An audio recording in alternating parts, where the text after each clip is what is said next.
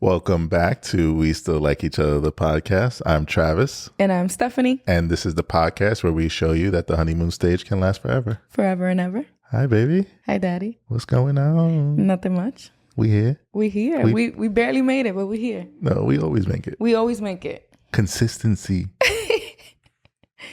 Always. We need to put an asterisk next to always. We always make it. Yeah. It's sometimes it's rough. No. If this is your first episode, don't think we ain't consistent. We've only missed like 2 weeks in a whole year and change. Listen, we were in the delivery room and I was pressing publish on an episode. You're a liar. I mean, we did have an episode ready, but I went into labor on a Monday. The episode was already out. Okay, I guess for dramatic effect. I said, Doc, hold on. And I pulled the laptop out. Stephanie knew. She's just like, I got this, baby. I'm holding on. And then I pressed publish, and then she pushed. I caught River. Okay. So, welcome to our new listeners. Welcome to the people that laughed as I was telling that story. Y'all could come sit next to me. If you're listening on Spotify, you can also rate us. I know we always talk about Apple Podcasts, like give us a 5-star rating, but you can also give ratings on Spotify. So if you're listening on Spotify, take a second to just click 5 stars.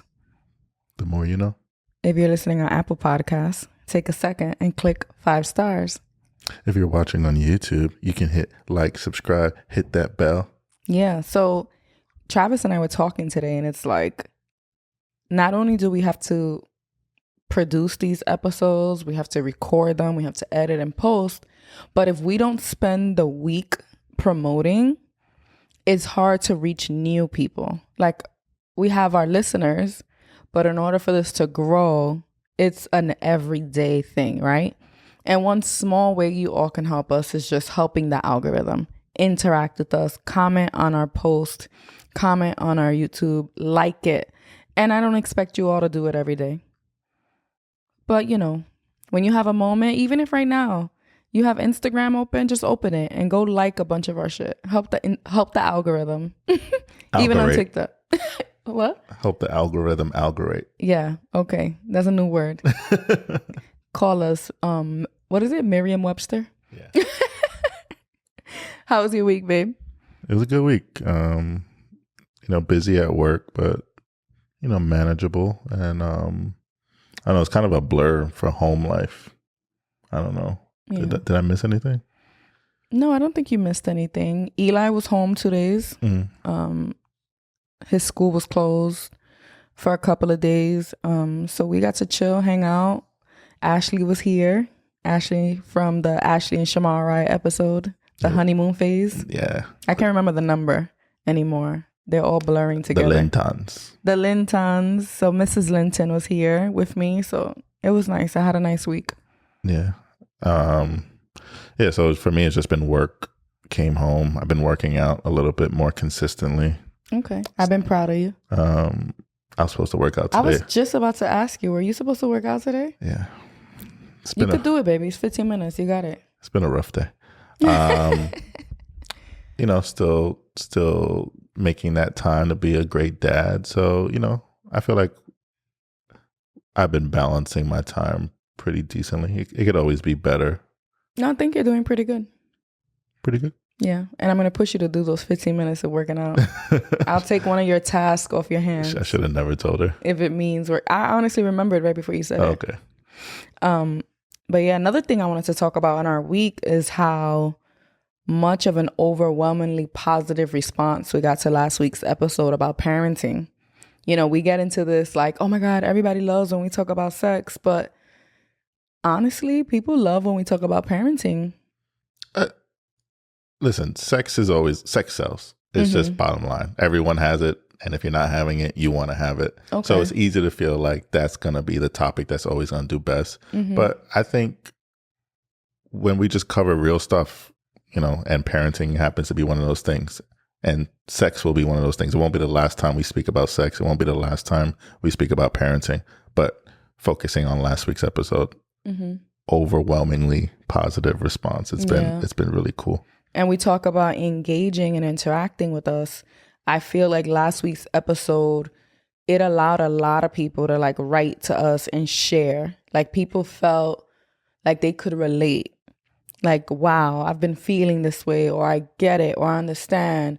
Or I even heard some people messaged us saying like, oh, wow, this has actually motivated me to want to change my parenting style. So someone was like, yep, deleting TikTok today. I need to focus on my on my kids. Yeah. And I did want to like say that I am by no means like perfect at this gentle parenting. A lot of people talked about like gentle parenting. Honestly, that term, I just learned it probably this year. But it's been years of me trying to, you know, change the cycle. Not using physical punishment. And then my biggest but my biggest goal for myself is just to minimize my reactiveness and the way I speak. And I think for all of us, what we have to understand is that we have busy fucking lives, right? So sometimes we just need our kids to just cooperate. And it could be so tempting to just scare them into submission, to just scare them into doing what you ask because we're on the go, right? But then what reminds me to kind of stop that shit is that what's going to happen when my kid is no longer afraid of me, when they're bigger than me, when they have more freedom. What if one day your child gets off the bus and, you know, I'm tired of being scared. I'm not going home, you know? So that fear tactic is helping you now, maybe. But then what's going to happen when your kid's not scared of you anymore? Or scared of you to the point, like you said, that they don't. So scared of you that they don't want to be home, right? Or even if they're not scared of you, like they just can't stand you because all you did was yell and belittle them, right?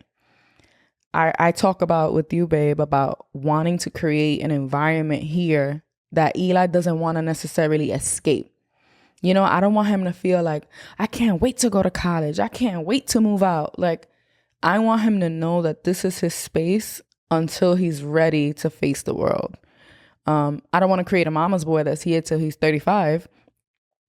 But if he can stay while he's in his first couple of years of his career to actually save money and go into adulthood with a cushion, you know, something that many of us never had, then why not? I don't want to push him out because I'm just fucking insufferable. So yeah, I'm not perfect. But I will say that so far what I'm proud of is that I've created an environment that when I do mess up, Eli, not that he calls me out, but he can tell that something's off. Like I remember the other morning, I kind of started raising my voice and he said, Mom, you're going to wake up River, you know? And I was like, and it like brought me back and I was like, oh shit, I was about to start yelling at him. But you know, some kids are too afraid to even say that. Yeah. So I'm not perfect, but I'm working on it and I'm proud of myself. And I want you all to be proud of yourselves for the small changes that you're doing to kind of break this generational trauma that most of us have. It's definitely tough. And I'll be the first to say it, because even in giving Eli this space to be vocal and communicate with us, you still like programmed to be like, what the fuck? You talking back to me? You telling me? You know, it's tough sometimes. Yeah, I was going to ask you about that because I think the other day you said to Eli, like, oh, the talking. I don't know if you said it to him or if you just said it, but I was like, what is talking back? It's when I'm telling you something and instead of doing what I'm telling you, you have something to say to what I'm telling you. So it's a response to what I'm telling you rather than just following through with action. Okay, but weren't we just talking about that? Like, don't we want our kids to have questions and like have them answered? Like I said, it is a learning process because you know, I'm not going to act like I had like some crazy childhood. I was pretty spoiled.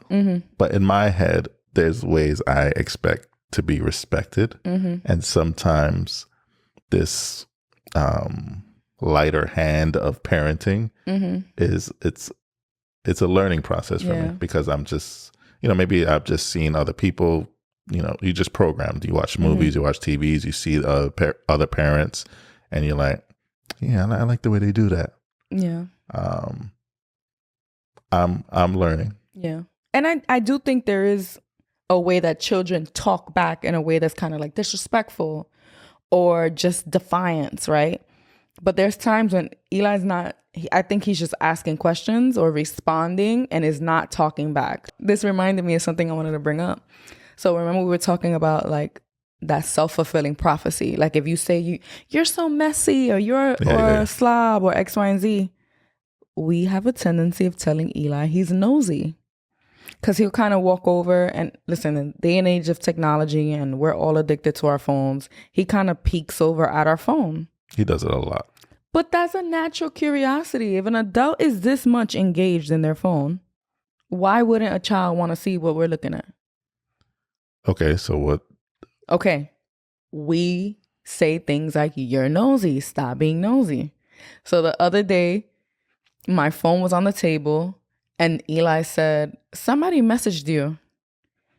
And I think you were like, why are you always all up in mommy's phone? Or why are you in her phone? And he said, because I'm nosy. Like he just accepted it. He was like, because I'm nosy. And in my head, I was like, look at that self-fulfilling prophecy. He's like, I know they know I'm looking in the phone already. Might as well say it. Okay. It's tough, man. It is. It's hard. It's tough. Fuck. On another note, for our week, we did something a little exciting. Like what? Filed some paperwork. Oh, I forgot about that. So We Still Like Each Other, LLC. Yeah, so we're officially a business. Yes. In the state of New Jersey. State of New Jersey. I don't really know if we put much thought into it, like in the beginning, as far as like not wanting to do it. Mm-hmm. But I just think, with our consistency, it's been over a year. We have a lot of plans in the works, and it's just, it made sense. Yeah. So, yeah, it's nice to make it official. A few people have always asked, and I've never had a clear. It's just a piece of paper. You had a successful podcast. Why did you need a paper to say that it was official? I'm foreshadowing today's topic, by the way. Oh, okay. Funny thing with that, when I was filling it out, I was on the phone with you, and I was like, all right, 50% for me and 50% for you. Mm-hmm. And she's like, why don't I get 51? I should have had 51%. Why? Because it's just out of respect. Honestly, there's no we still like each other. We're not together anyway, so 50-50. I guess. What was Mouse said, the next iteration of this podcast is like, we used to like each other. We used to like each other, the divorce version. Or we still like each other. Oh yeah, the divorce version. But the divorce version, like we're co-parent, we're best friends. Nah, don't put that juju on us. Nope. What is the did you know for today, babe? Did you know? I've been on it. He's been ready. Yeah. Did you know? Did you know the first marriages out of love began only 250 years ago? People only began marrying because of love in the 18th century. Some would marry due to sexual desire, but before then, attraction towards your spouse was considered unimportant. Arranged marriage facts say that in the Victorian era, it was believed that women didn't have sexual urges. That being said, that was not an issue considered when entering a marriage. So they believed women had no sexual urges. Yeah. Okay. I believe that. So let's okay, take it back to the beginning, where people didn't begin marrying. The first marriages out of love began only 250 years ago. Yeah, again, bringing it back to evolution, that's my shit. The whole purpose of any living thing is to procreate, right? And when you think about who you want to procreate with, love isn't really a factor that matters when it comes to, maybe now in societal standards, love might impact your child's life, right? But in terms of like physically, like your biology, your genetics, what is love going to do with it, right? So when you think about early humans, we're looking at survival of the fittest, right? So tall men, women with wide hips, which meant they could probably bear children, those kinds of things. So you kind of would marry based on who could provide for you, who could carry children. And also after that, when we started to become more civilized, let's say, still, you wanted to marry into a family that could help, you know, those children that you do create actually have a decent life, you know? So like the game changed, but the rules are basically the same type thing. Because it's like we're not necessarily hunter-gatherers, but, you know, you're earners. So exactly. And not for nothing, even today, love should not be the only reason you marry someone. I think you have to love the person you marry, but love alone will leave you with someone who ain't shit if you just focus solely on love. Yeah, but, you know, also look at arranged marriages. You know, they meet each other like a week before and they grow to love each other. It's usually based off like, you know, your family background and an agreement between two fathers. Yeah, and I know that's frowned upon a lot, but I think to people who follow it, it's very sacred to them, and it's the same understanding. Like this union has to be beneficial for both parties, which I respect. But then it's also like we're in a modern society. Like, is that still necessary? But it still happens, and there's still successful marriages that come from it. And from my understanding of it, my limited understanding of it, to be honest, nowadays when it happens, there's a lot more consent. Like if it still happens, it's because both the man and woman kind of want it. They believe in the process.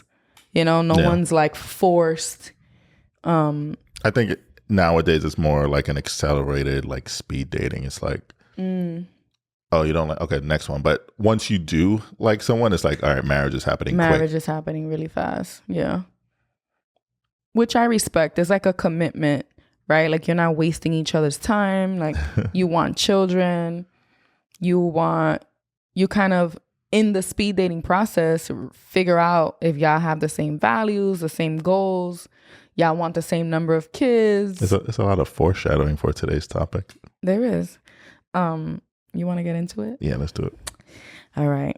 So today's first topic is about something that's so taboo that people think, you know, it's just a piece of paper. Marriage. Why or why not? Why do you think some people never want to get married, babe? Why do some people never want to get married? So not necessarily that they don't want to have a life partner, but they just don't want the marriage. Is that the question? Or why do people not want to get married? I don't know how you interpret it. Maybe they just seen so many failing marriages that they're just like, why be another statistic?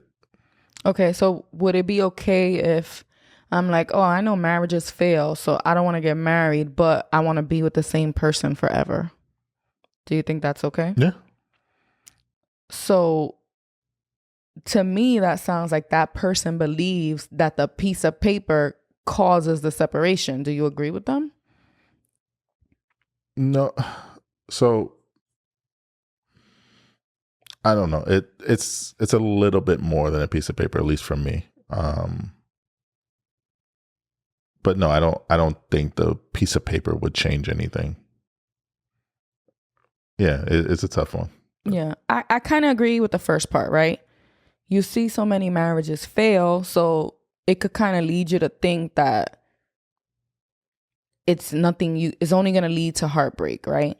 You think about why people divorce: infidelity, money problems, just growing apart, like can't stand this other person anymore, like for whatever reason. You never learn how to properly communicate. Your sex life is bad, right?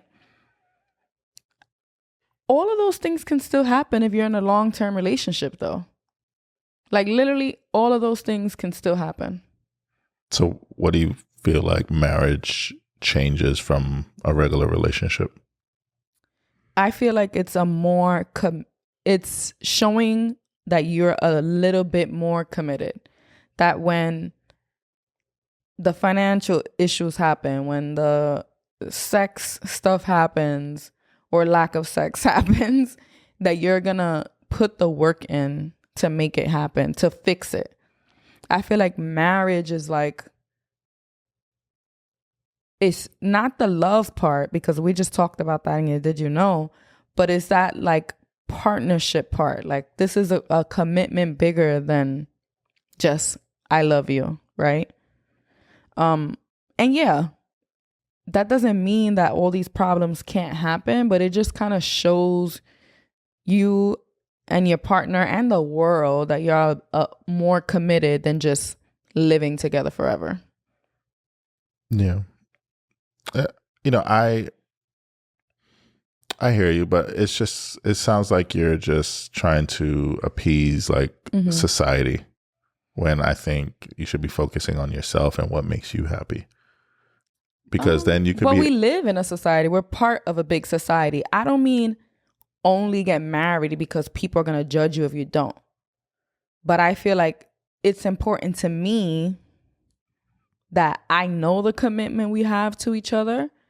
So I feel like in getting married, it shows the world like, this is how committed we are. And I don't think it's necessary for our love, but I think it's just like a cherry on top. Yeah. You know how you were saying like, you never thought about having kids, but we were together, we were married, and you were like, this is next. Like, that's just what you do. And that's what I was going to say next. Like, when we got together, everything happened fast. It's like, I love you. I'm in this father role with Eli. I'm living with you. And it's just like, boom, boom, boom, boom, boom. And it's like, what was the next natural? So then I ask you, why didn't we just keep dating and living together? Why get married? Because for me, I was just trying to like express what I was feeling, and it just felt like, all right, the next thing to show the world. See? The next thing to show the world was that it's like, I want to marry you, which was, you know, the ultimate stamp. But I don't think that makes me or us any better than another long-term relationship that they're just rocking as boyfriend, girlfriend. Yeah. And I don't think it makes us better. But I do feel like there's this like rhetoric or this conversation around long-term couples who don't get married, that they kind of dismiss marriage as like just a piece of paper, or like it won't change anything. And I feel like the reality of it is that they have this deep fear of failing at a marriage, that they rather just not get married. Like, it's like, well, we'll just be together because if we break up in 10, 15 years, then I can't say, well, we weren't married at least. But I feel like it's still a loss. You still have to grieve this relationship. It's still a big quote unquote failure, you know, the relationship part. You know, sometimes when relationship ends, it's a good thing for us, but the relationship is still a failure, whether you're married or not. And I feel like in those people having those fears of like, oh, I don't want to get cheated on, or I don't want to get disrespected, or I don't want to get conned, all those things can still happen to you. Just because you're not married, it doesn't really make a difference. The heartbreak's still going to happen. Do you think, so those are all valid reasons, or, you know, valid worries, but it's like, do you think for someone, they're like, all right, if I'm not married and my partner steps out on me or deceives me, me forgiving them is viewed a lot, it's just a lot more digestible than if this was my husband or wife. What, so you saying it's more forgivable if a boyfriend cheats, not a husband?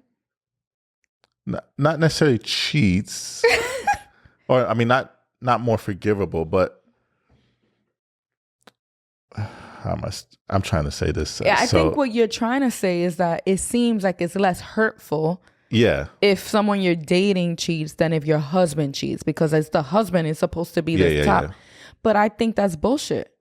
If I've been living with someone for 5 years, only dating this person, and the expectation, the explicit relationship that we have is monogamous, and you cheat, it's still disrespectful.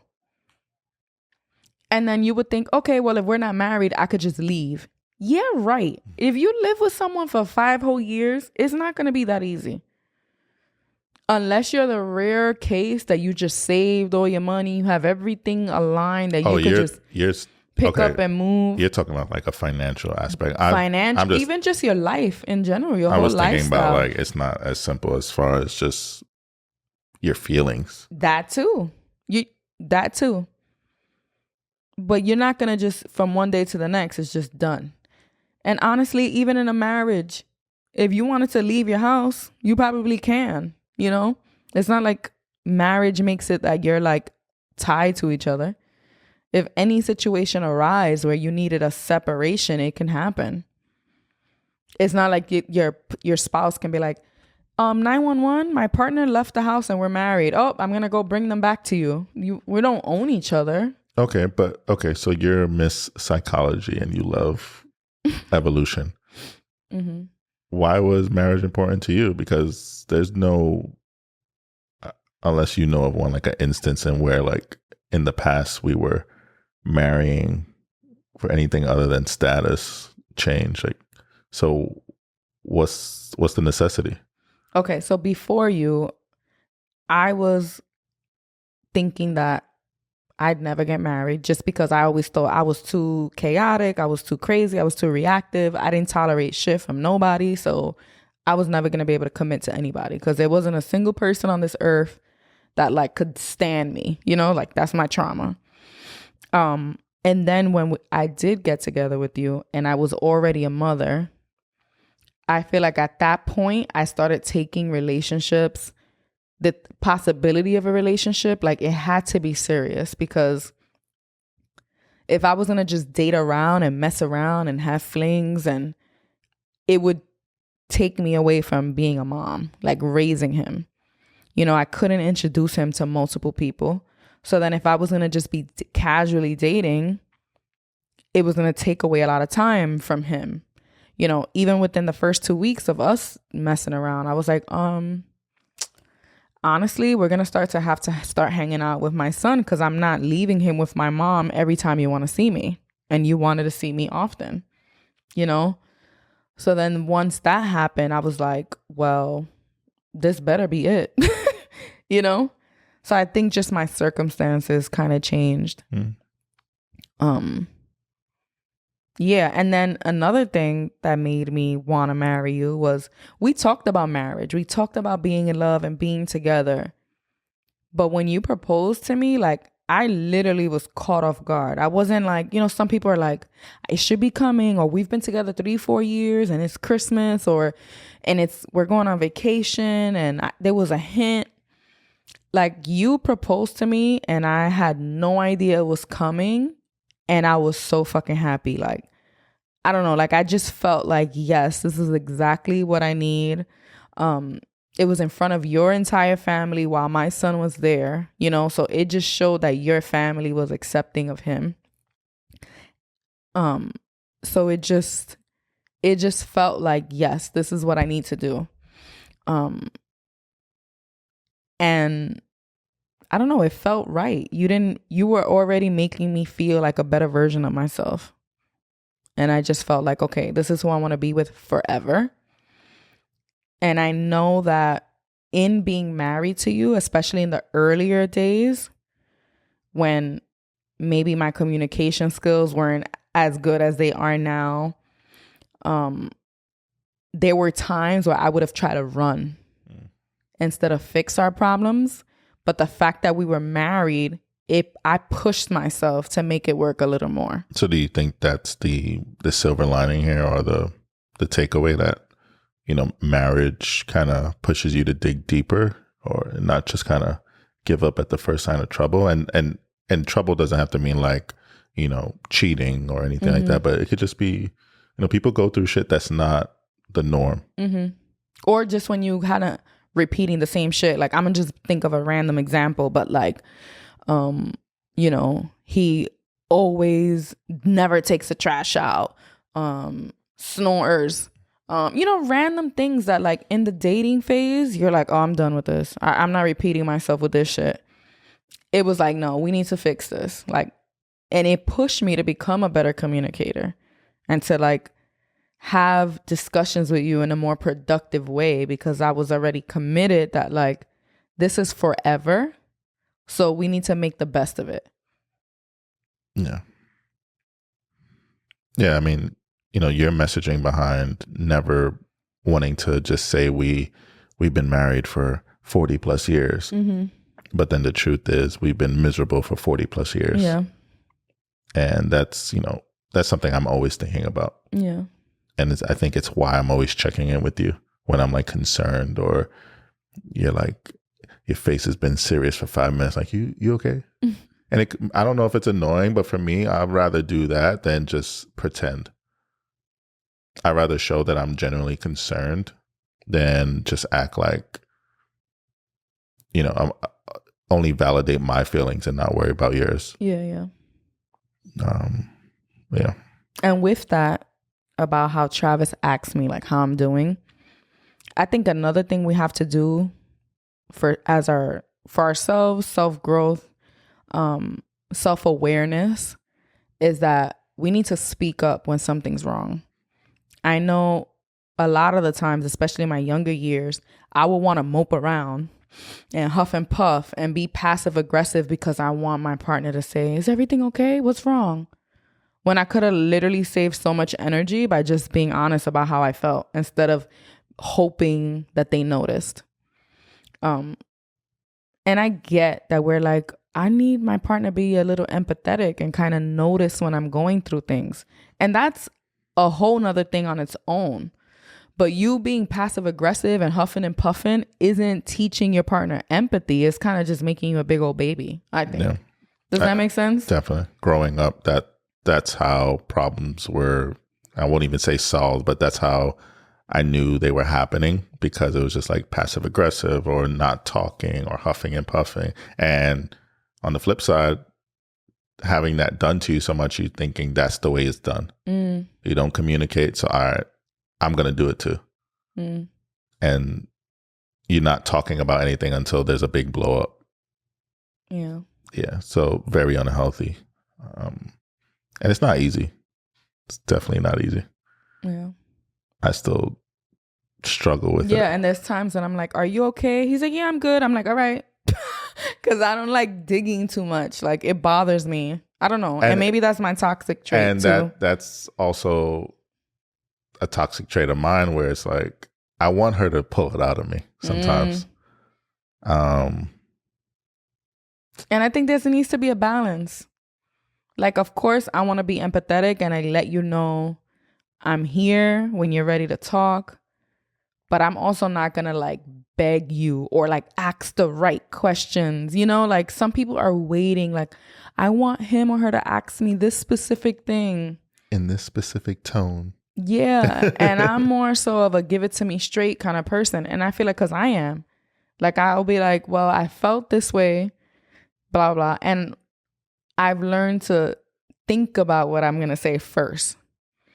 Before I would lead with my emotions and kind of talk crazy, and like, now I sit with things and I'll be like, honestly, I didn't like the way you did this because X, Y, and Z. Yeah. And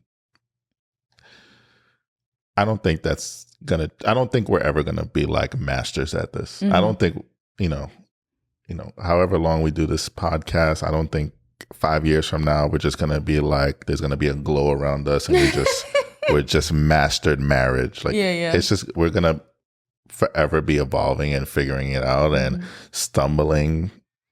And I think that's the main point I want to get across, is that you're never going to be perfect at this, but you have to be intentional always. Yeah. The other day, Travis did something that got me upset. I already told you. Okay. It wasn't even, he didn't even do anything, but it bothered me. Okay. So we have a trip coming up. I wasn't going to mention it this episode, but it has to for me to talk about this. Okay. And, you know, Travis works in the city full time. So I'm home with the kids full time. The day of our trip, our flight is like at 2 p.m.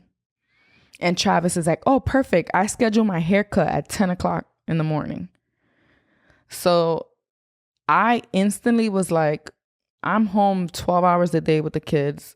I need to get a pedicure. I delayed my wax because I was trying to get a wax before the trip. He not once asked when I'm going to do any of those things. He could have got a haircut any day after work, but the morning he's going to be there before the trip, that should be my time. And he scheduled a haircut. Didn't even ask me what I was doing. But I sat with it. I didn't say anything. I thought about everything. And then when I brought it to him, I was like, well, this really upset me. I'm not mad at you, but we need to figure out a solution here. Right?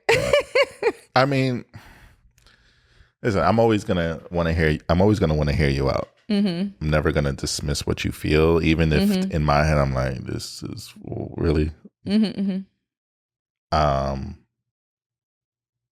That's a perfect example of like something in my head, at least small, easy resolution to it. Like we figured it out within like a couple of minutes, and I even like altered it like 2 days later. Like, babe, you know, like he's still getting his haircut at the same time he was, and we figured out a different solution. So, you know, that's why me flipping out would have been pointless.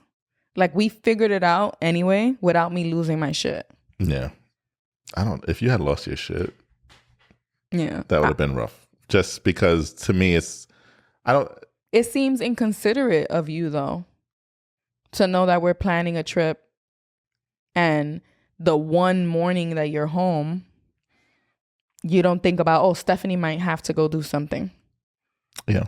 You know? But and also, I know it wasn't intentional. But to me, there's always going to be like a way to resolve something. We love problem solving. Like we figure it out. Yeah, but you didn't even remember. You had on your mind, you didn't even consider the things that I needed to do. Or did you? Before I brought it up, did you think, oh, maybe when I get home from work at 5:30, Stephanie's going to go get a wax. Stephanie's going to get her toes done. So then. But I also, just like I remember that I want a haircut before we go on a trip, I would expect you to say to me, like, hey, I also want to get my nails done. I want to get a wax, whatever the case is. So that brings back, like, you got to speak up. Exactly. Express what you need too, because you're not a mind reader, which is why when I sat with it, I'm like, he didn't remember. Right. But then it brings me back to something I might have spoken about before, but like the invisible load that most of the time women carry. So like, even for this trip, I'm like, what does Eli need? What does River need? What does Travis need? What are we going to do when we get there? Is there a car seat? Do I need to get a travel stroller? You know, all of these things that I think about, and you kind of just exist. That's not true. That's not true. Because I brought up a car seat to you. I'm the one who told you about a stroller. You told me about the stroller, babe? No, I did. And then I quickly told you what I was thinking in regards. You were like, oh no, you could just bring our stroller. So, and did I not ask where we're going, if there's going to be How many days wasn't I mentioning that we need bags for River's diapers? Bags for River's diapers. Oh, the bags. How many times I brought it up? A couple. And then the other day I was like, babe, order the bags because it's really bad. And it was a few days ago. And I asked you this morning, did you order the bags? And what'd you say? No. Oh yeah, I meant to bring it up to you because I got a lot on my plate. Oh, now you see. But there's this, but then there's someone watching like, why didn't she just order the bags? That's true. Maybe because I had a kid on a titty because I had to get one ready for school because I had to cook dinner. And it was easier for me to just text you and tell you to order them. Honestly, the reason I didn't order them is because I wanted to look at the reviews and make sure that it blocks smell, and I didn't have time for that. So when I asked you to order, I said, look, check the reviews and make sure it blocks the odor. I remember saying that. I was like, I don't want to just order any bag. I want Travis to check out the reviews. Okay. What?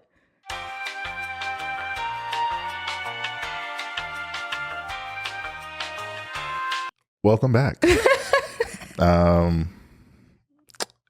Yeah, you're gonna hear a conversation stop mid speech because we just had a real disagreement that that doesn't need to be played. It was like 20 minutes long. Yeah, it's y'all know we keep it real and raw, but I think this was a little too real and raw. And a little too uncomfortable. I'm not even gonna try and like sell you. I'll be like, catch it on Patreon. It's going in the recycle bin. Yeah, where were we? My point, we were talking about marriage and, you know, why people say like it's just a piece of paper, it's just a label. I feel that a majority of those people have this false sense of control by saying, well, if I never get married, then I'll never be hurt. If I don't sign these papers, then I could never have my heart broken, or it could never end in failure and heartbreak. It's a false sense of control. And I also feel like it kind of sounds a little salty and bitter. And people who are married, it's like you're just assuming the worst. But like, do you think their relationship is doomed? Do you think that those people who say that are just like, it's kind of like, what's that word? They're being proactive instead of reactive, or like they just have their defense up. Yeah, like they do have the defense up. Because if it's like, I just keep pushing this message, like, I don't need that piece of paper, blah, blah, blah. But deep down, they want it. They want it, but it's also like that fear is real. Yeah, because even myself, when I used to say I'm never getting married, is because I was conditioned to think that I wasn't worthy of it. Had I had a little bit more, a better self-esteem and thought of myself in a better light, maybe I would want to be married when I was younger. But I was conditioned to think it would never happen for me. So then I had to tell myself I didn't want it either. It made it easier to accept. Versus if I built up this dream of wanting a marriage that I didn't deserve, it will hurt more. You never had those thoughts as a child, as a young woman? No, I wasn't like super girly younger. So you know how sometimes young girls like fantasize about like the princess wedding and that kind of stuff. I never really had those kind of thoughts. And also because of where I grew up, the socioeconomic status that I'm from, I never went to a wedding until I was like 19. And it was like a destination wedding in DR that had to get minimized because there was like a death in the family 4 days before the wedding. So like I never had like that dream wedding besides TV, which definitely felt 100% unattainable. Yeah.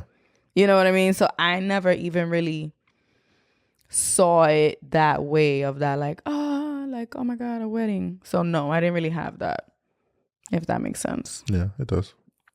But I wanted to bring up something that's happened in the media that relates to this topic. So Nia Long and the Boston Celtics head coach, his name is Ime Udoka. I hope I said it right because I kind of was trying so hard to say his name right and I might have fucked it up. But they were together since 2010. So that's how many years now? 12. Yes. 12 going on 13. And they were never married. Which is like, okay, maybe some people just never want to be married, blah, blah, blah, blah. But they had a kid just 1 year after dating. Why is it that we don't see children as a commitment, but we think marriage is more like... Wait a minute. Her son is with him? She had another son. She has an older son. She has an older son? Yes, but she has a son with him. Really? Yes. Oh, shit. Okay. They do have a son together. And when I was reading, she was a little worried that she wouldn't be able to because she's 51 years old now. So if they had a kid together, she was probably already 40 years old-ish when she had a baby. But they did have a baby together. So why is it that we're more open to having children with people but not marrying them? It has to be like just some warped sense of reality, because if you ask me, a kid is way more binding than any. And listen, I know getting pregnant is a lot easier than getting married, right? And a lot more fun. Exactly. You can have a kid with a 1 minute man type of situation. It just can happen. But I'm talking about intentionally going to your doctor, getting on medication, worrying about infertility to have a child, and doing all of that so intentionally without intentionally getting married. Like, to me, I always found that strange. Because, yeah, shit happens. That's different. And I don't think just because you get pregnant accidentally, an unplanned pregnancy, I don't think you have to get married. But that's toxic as fuck too. But we're focusing on Nia and the Celtics. Or situations like that where people are intentional about having children with someone, but are also intentional about not getting married. I find that very confusing. But why? What's wrong with them not wanting marriage, but wanting kids? So all the fears revolving marriage, I feel like, oh my God, what if he leaves? What if he breaks up? Aren't you all afraid of all of that happening to you and to your child? Why all the fears that keep you from getting married don't keep you from bringing a whole human into this earth that has feelings, emotions? I think, even Nia's a perfect example, right? Mm-hmm. And I've seen plenty of examples where it's like someone will say, terrible husband or terrible boyfriend, but an amazing father. That is dumb as hell too. But you've heard that before. Yeah. And I feel like a lot of people feel that way. It's like, all right, even if this relationship goes left, I know that he will always hold down his kids no matter what. And that makes it, I guess, a little bit more digestible. That bothers me a little bit. Because I feel like there might be some situations where that makes sense. Or like a relationship that failed, the parents could co-parent 100%. But if you're saying they're a bad boyfriend, a bad dad. But that's in hindsight. I'm not saying in the moment. That's, hindsight's always 20/20. But you don't want marriage with someone, but you know that no matter what happens, like right now, they're amazing to you. They're an amazing partner. And you're like, I want to give them a baby. I'm not ready to marry you, but I know that no matter what, you'll take care of this kid. Okay. And I'm not ready to marry you, but I can't say no matter what, you're not going to do something that could potentially end us. I guess that kind of makes sense. I guess. I watched this a TikTok of this girl. She's posting texts she goes, oh my God, my baby daddy surprised me with these messages. And he's basically asking her to have another kid. And she's like, what? Are you serious? He's like, yeah. She's like, do you want to wait? He's like, no, I want my kids to be close in age so they could leave the house at the same time. And I love when you create life for me. And everyone in the comments is like, oh my God, I would have been ready waiting for him. But you already have 2 kids with him and he's still your baby daddy, not your husband. Why be so intentional about having more and more kids without getting married? Like, I just don't understand that. And again, it's different if shit happens. Y'all live together, y'all sleep together, and y'all get pregnant. But like intentionally planning and saying, for when the kids grow up, they all leave together. I love when you create life, but I don't want to be married to you. Like, any why? Different than a single woman adopting?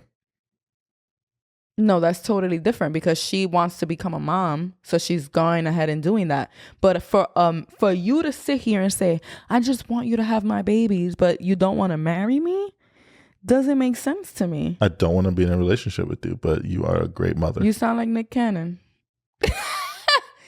Yeah, no. Mm-mm. Mm-mm. And trust me, after getting pregnant with Eli, I was so intentional about not getting pregnant until we were ready. And we were already married. Yeah. Yeah, I'm not saying it's for me. I'm not like even like the Nick Cannon lifestyle, any of that.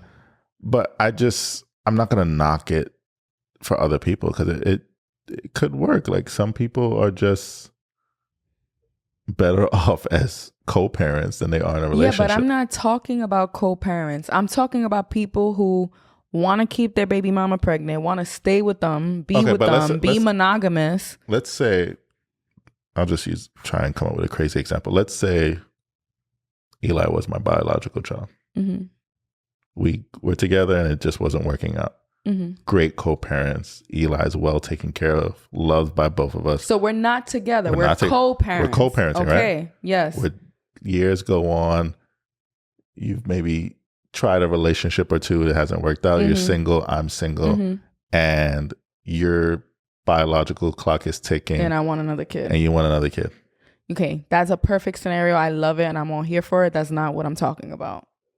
How's that any different? Because we're not together. We already know that our romantic relationship doesn't work, but our co-parenting relationship is amazing. And now we're both in this unique situation where neither of us have found another partner. Because there's no way in hell, if you're in a healthy new relationship, that your new girl's going to let you get me pregnant just because my clock is ticking. So we're assuming we're in this perfect little bubble, which again has to be super perfect because for you could be 60 and meet a 30-year-old and get her pregnant. So you're not in as much as a rush as me. You get what I'm saying? Mm-hmm. My clock might be ticking. So you have to be like just this amazing man to be like, fine, I'll give you another baby even though we're not together. But you're speaking like fantasies here. I don't think it's so far-fetched. No, I get it, but that's not what I'm talking about. I'm talking about you professing how much you love me and like you love that I give you babies, but you don't want to marry me. That just doesn't make sense to me. So marriage would solidify it. Yeah, before a child does. I feel like in that situation, it's kind of how you were like, oh, we're married. Like, ooh, what's next? Like the cherry on top. To some people, they feel like having more kids with someone is like a sense of control. Not control like in a manipulative way, but like we're good, we're together. Kind of how we talked about a couple episodes ago, how you kind of use sex like that. Like we're good. I know if we're having sex, we're good. So some people it's like, well, we'll have more kids. No, get married. Yeah. So someone asked me the other day, like, y'all got closer, right, since having the baby? I was like, yeah, I'd say so. It's kind of, I can see why people have fix-it babies. Like, you know me, I'm always joking, but I kind of, there's something there that I don't think that's ever the answer. No. But don't put that out there. Fix-it babies are not it. It got us closer, but we had a healthy ass relationship. Yeah. Like we were intentional on not being pregnant for 5 years. We did so many things in our relationship. Not that we had a checklist of things to do before a kid, but in terms of improving for one another, our communication styles, the way we have disagreements together, just life in general. Like, you know, I had some goals for myself that I was able to complete. And then we had a child and it brought us closer. You can't say a fix-it baby I was joking, but I do agree that children bring joy. Since we had River, I've been, you know, I've never been happier. Yeah. And if I'm looking at what's changed in my life, it's you being pregnant. Like that was some of even when you showed me the picture of you the other day pregnant, and it's just like, wow, that brought a lot of joy to me in that moment. Even seeing that picture, I'm like, gotta get that back. But because we were happy. Now imagine being in a toxic space We can't communicate. We're arguing all the time. And now we have an infant that cries all night, that spends a lot of money.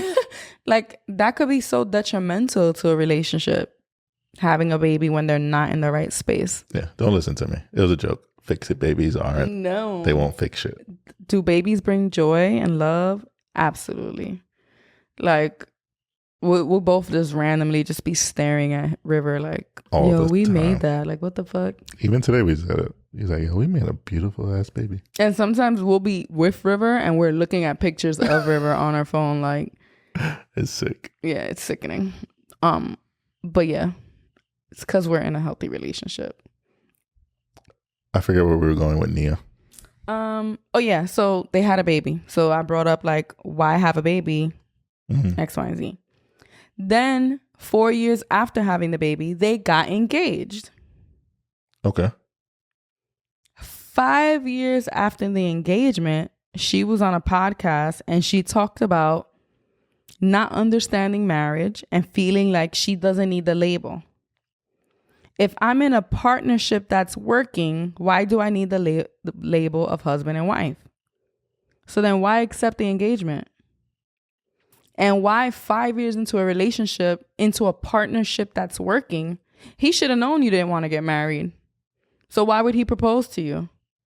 Or was it an expectation and then you changed your mind? And I'm not her. I don't know. My point is, I don't like that people who aren't married, they kind of talk about marriage in a negative light because it's not working for them. Do you feel like it's just, they're trying to yuck your yum? Yeah.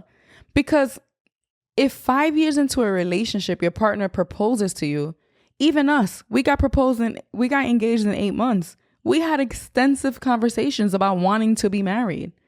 So 5 years in, if you don't believe in marriage, your partner proposes to you, that doesn't make sense to me. You get what I'm saying? Yeah. So then 5 years after the engagement, for her to say like, I don't need the label. And then she also said, I understand the religious aspects of marriage. That is beautiful and is fantastical and is dreamy. And it's every girl's fantasy to have that moment. But I don't know that I need that. Love is complicated. And then you start a marriage, which I never have. She says she's never been married. And there's a reason, because I don't know that I need to say I do to prove to you that I love you. But also, what does marriage really mean? That you own me now and I own you? I don't get that part. So you see, it sounds like you're bashing marriage to fit your narrative. Yeah, and it just that's what frustrates me. And it's not, I'm not calling her out. I don't even know her. This is what I picked out from, whatever. But it's a pattern I see with other people who aren't married, don't believe in marriage. They kind of say that. And it's kind of like, like you wouldn't, like when people, I'm a teacher and people will say like, oh, teachers don't make no money. Or, oh, you must have a lot of patience to do that. And it's just like shitting on your whole job that you fucking got a master's degree for, that you bust your ass for. And people make you feel like shit. They're like, oh, ooh, you're a teacher? Couldn't be me. And it's the same thing with marriage. Like people be like, oh, you're still having sex. Like all the negativity and the like hate, like shut the fuck up. Yeah. I mean, I think it reminds me of like social media etiquette or whatever. But we always say that the negativity is always, or seems a lot more, it's a lot louder than any positivity. Like even like when we post clips and TikTok is like TikToking and the negative comments are pouring in. But then if you're paying attention, if you're paying close attention, there's like a positive comment and it's liked by like 10,000 people. Yeah. But those 10,000 people just go on with their day. Yeah. Whereas those negative people take the time to, all right, oh, let me refresh. Someone said that, I got to respond. So I think the same is true of marriage and even the messaging behind marriage. Every time someone talks to you about marriage, it's like, why are you going to get married? You don't like having sex? That's negative. Always the go-to joke, because a handful of guys' sex life got worse after they got married. But they'll never be honest and say, oh, I wasn't listening to my wife. I wasn't hearing. I don't know what foreplay is. I haven't found the clitoris yet. I do the same positions every night. So that negativity spreads a lot faster. Yeah. Than, oh, you could be married to your best friend. Y'all could communicate about your wants and needs. You could have sex every day of the week. If you do, you know, what's her love language? If you do that, I'm sure she'll be down for the get down. So the negativity is just always gonna seem like louder. Yeah. And if you've been keeping up with the news, now Ime is suspended from the Boston Celtics because he had an affair with someone on his staff. Multiple. So I'm thinking like there had to be something going on previously that this marriage never went through. It's not just this piece of paper. Like I feel like there was real hesitation there for a reason. Yeah. You know what I'm saying? And that's fine. But don't shit on marriage. Like he's just a fucking not a trustworthy person. You get what I'm saying? And yeah, I think that's my 2 cents on that. All right. Last but not least, recently we've been getting an influx of people asking us about if we kept up with our marriage meetings. We brought it up the other day, how we fell off, but we started again. And that led to questions about, how do you have a marriage meeting? When do you manage to find the time? Where are the kids when it happens? What do you decide to talk about? And then when I mention what we talk about, they're like, oh, that's a lot to talk about in one meeting. And then it's a lot of questions. So then I was like, you know what? I should just create a template and post it online for people to download for free. Right? For free? For free. Why not? We just got this LLC. I'm trying to recoup. No, I think it'll be a great free resource. We're going to post it on our website. And it's going to basically break down the way that we do our meetings. So we could talk about it briefly now. But I know sometimes you listen to this and you're like, oh, this is a good idea. But if you want to be more intentional and actually go and print it, I think it'll make you more likely to do it. Yeah. And then I think the way that I wrote the template, so basically one's completely filled in, kind of explaining how you go through the meeting. And then there's a blank one for you to take notes. Again, and it's not set in stone. You might change things to work better for you, but it's what's worked for us. Yeah, it's just an outline. It's an outline of what's worked for us. And then honestly, I'd be interested to like hear from people who use it and what ways they've changed the meetings, what modifications they made to it. Because I honestly think that we're just two people, you know? And I'm so happy that we've become this couple that people who don't have many examples of a healthy marriage can look up to. But what we do is not going to work for everyone. So I would love to hear more from other people and their experiences and how to modify, update the marriage meeting. So I'm excited to put this out there for everybody. Yes, sir. So yeah, how do we start our meetings, babe? So we start our meetings by I forgot. Is it the highs and lows? Yo, how embarrassing. No, I mean, I know all of it, but I just can't remember the order. The first thing is like, oh, what we're grateful for. Yeah. I was going to say gratuity. What's the word? Just gratefulness? Gratitude. Gratitude. Jesus Christ. Listen, our 20-minute conversation really wore me out. Yeah, so we start the conversations with what we're grateful for. Yeah. Within that week. Yeah. And honestly, it might sound corny and it's like a little uncomfortable, but these conversations tend to get tough, right? These marriage meetings aren't all happy smiles. Like you have tough conversations during them. So I feel like starting with gratitude, it helps you remember like this isn't that big of a deal, and, you know? And honestly, my best advice is if you do decide to do it is that don't overthink it. Don't think that everything has to be some profound answer. Like you could just say, I'm grateful that I made it to work on time every day this week. Something small. I'm grateful that I have a car. Yeah, sometimes I'm like, I'm grateful that we actually were able to sit down and have this meeting today because it was a crazy ass day. So the fact that we sat here, like, I'm grateful for that. So that's my best advice when you're looking through these topics and deciding what to say. Just be honest. Like, I'm grateful that I had a fresh pair of underwear to put on every day. Like, it could be something small, but there's truth to it. And sometimes I'll be cheesy, like, I'm like grateful that you have such big hands and they feel really nice when you rub my feet. And then it's just a cue for him to rub my feet. There's definitely a foot rub in my future.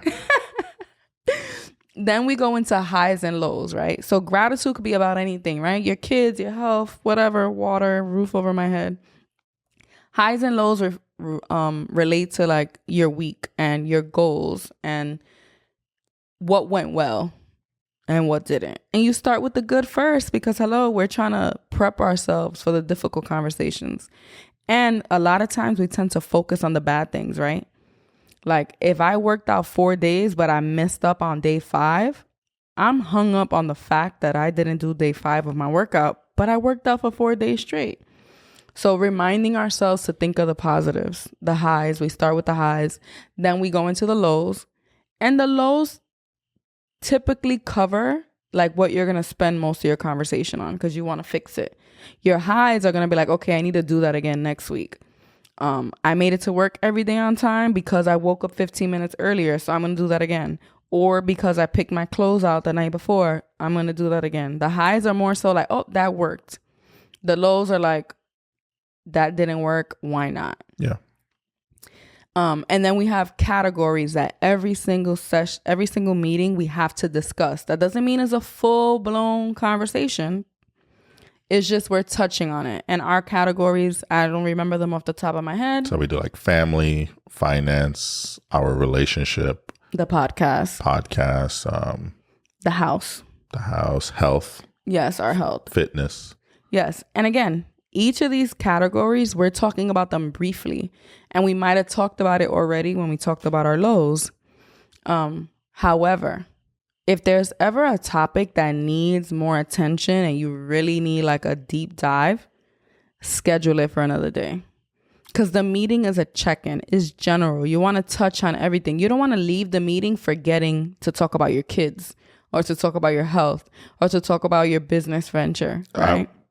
More advice. Like even in your professional world, think about an actual meeting. You've checked out by like the 30-minute mark. So you want to keep it short. Keep it short. There's data behind like hour-long, 2-hour-long meetings. They do more harm than good. So keep it short, keep it brief, get to the point. And like Steph said, if there's something that you like, all right, we got to dig a little deeper, maybe finances, we need to have a full-blown conversation about that, then hey, one of our goals, schedule finance meeting. Absolutely. So that could be like the conclusion of the brief finance topic. We need to have a whole meeting. And what are we going to bring to that meeting? Like paper, pencil, or your account numbers, and be ready with some tissues and a beer because we might cry. So prepare yourself for those tough meetings too. Yeah. So the template will be on our website, westilllikeenother.com. Right? You're going to be able to do that, babe? Yeah. Technically speaking?